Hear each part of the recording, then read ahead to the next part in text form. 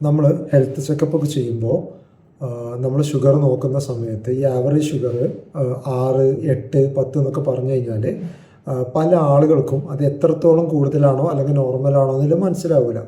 അപ്പോൾ അതിനെ സിംപ്ലിഫൈ ചെയ്യാൻ ഒരു ടെക്നിക്ക് ഉണ്ട്. ഇത് കണ്ട, ഇതിൽ EMD കാൽക്ക് എന്നൊക്കെ പറഞ്ഞിട്ടുള്ള ഫ്രീ സൈറ്റ് അല്ലെങ്കിൽ ഫ്രീ ആപ്ലിക്കേഷൻസ് നമ്മൾ മൊബൈലിലൊക്കെ ഡൗൺലോഡ് ചെയ്യാൻ ഫ്രീ ആയിട്ട് തന്നെ പറ്റും.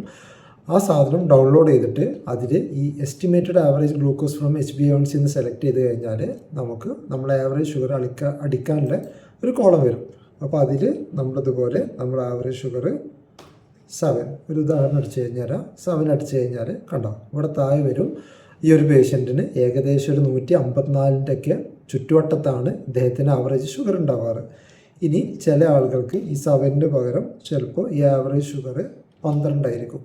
അപ്പോൾ 12 അടിച്ചു കഴിഞ്ഞാൽ കണ്ടോ വരെ ആവറേജ് ഷുഗർ, അതായത് ആ ഒരു 2-3 മാസം ഇദ്ദേഹത്തിൻ്റെ ഷുഗർ ഒരു 300ൻ്റെ ചുറ്റുവട്ടത്തായിട്ടാണ്, അതായത് ആ ഒരു ഷുഗർ തീരെ കൺട്രോൾ അല്ല എന്നുള്ളത് അതിൽ നിന്ന് മനസ്സിലാവും. അപ്പോൾ ഇത് പ്രത്യേകിച്ചും ഗുണം ചെയ്യുന്ന ആർക്കാ വെച്ചാൽ പ്രത്യേകിച്ച് കുറച്ച് പ്രായമായിട്ടുള്ള ആളുകൾക്ക്, ഇതൊന്നും പെട്ടെന്ന് മനസ്സിലാവാൻ പറ്റാത്ത ആളുകൾക്ക് ഇതുപോലെ ഫ്രീ ആപ്പിൽ അവരെ ലാബിൽ നിന്ന് ടെസ്റ്റ് ചെയ്തിട്ട് HbA1c എത്രയെന്ന് വെച്ചാൽ ഇപ്പോൾ ഒരു 8 ആണെങ്കിൽ 8.5 ആണെന്നുണ്ടെങ്കിൽ അത് ഏകദേശം അടുത്ത് കൊടുത്താൽ അതിൻ്റെ കറസ്പോണ്ടിങ് അവർക്ക് മനസ്സിലാവുന്ന രീതിയിൽ അവർ ഷുഗർ എത്രയെന്നുള്ളത് ഇത് വെച്ചിട്ട് നമുക്ക് മനസ്സിലാക്കാൻ പറ്റും.